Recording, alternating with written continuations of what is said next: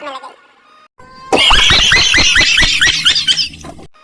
पढ़ी लिखी लोग आए, हाँ अब होगा सो होगा, हो सका दिल्ली में भाव।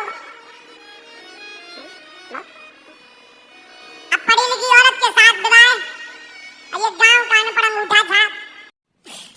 तू समझा? हाँ नहीं, तू समझा नहीं। क्या हुआ कि जब विदा होकर के वो लड़की वापस आई घरे, तो सहेलियों ने पूछा क्या कैसे हैं तुम्हारे पति, स्वामी जी कैसे हैं? तो उसने अपनी सहेलियों को बताया बहुत समझदार हैं, बहुत अच्छे हैं, ईमानदार हैं, बहुत ग्रेजुएट हैं। अब उसने झूठ मूठ की छवि अपने पति की बनानी चाहिए। बहुत अच्छे हैं, नियम पर चलते हैं, हाँ पढ़ाई की तो पूछो।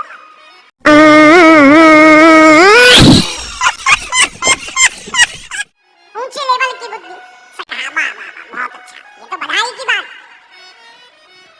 कई दिनों बाद जब उसका पति लेवाने आया, तो वो तो अनपढ़ गवार आदमी, इसने तो बना रखी थी झूठी मूठी शान ताकि सखियों में बेइज्जती ना हो। तो पत्नी ने कहा तुम आ तो गई हो, कहाँ बाहर बैठकर भोजन करोगे, दिन भर के थके हो, पैदल चलकर आए हो इतने दूर, यहीं चूल्हे के पास बैठ जाओ, यहीं हम बना देते हैं, यहीं आप पाल लो।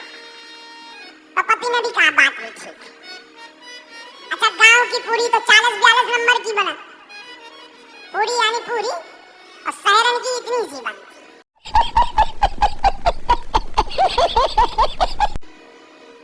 एक जगह एक बेभरोसा स्वाहा, हाँ बोलो सीताराम, जोर से बोलो। तो बेचारे की पत्नी ने बढ़िया पूरी बनाई, छोटी छोटी पूरी बनाई, साग साग यानी सब्जी रख दी, खा लो आप, खा लो। सखियां आ गई गांव की, यहाँ उसके पति आए तो सब चढ़ाने के लिए दिया सब चढ़ाने के लिए आ गई सखियां। अब इसने सोचा कि पूरी तो इतनी हल्की है कि तोड़ने की जरूरत ही नहीं है, तो ये पूरी उठाए, उसके ऊपर साग रखे, उसी को खा जाए। एक बेर में एक पूरी सटर कटा। अब पत्नी को बड़ा दिमाग खराब, सखियां सब ऊपर हो, मुंह टेढ़ा टेढ़ा करके हंसे।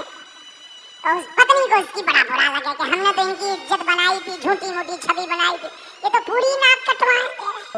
तो बेचारी ने इशारा करके कहा एक की दो तो कर जाओ, एक की दो तो कर जाओ।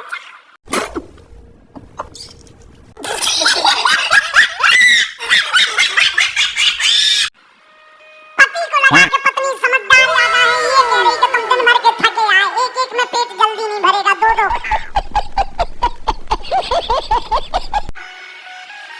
एक क्यों दो खा दो, ये भी बड़ा बखरा। एक पूरी ले वे साग के ऊपर धरे, दूसरी ले ऊपर से धरे, पिज्जा बना ले।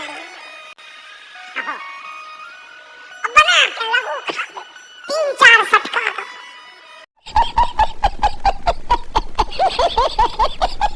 अब पत्नी को और दिमाग खराब, इससे अच्छे तो ये पहले ही ठीक थे।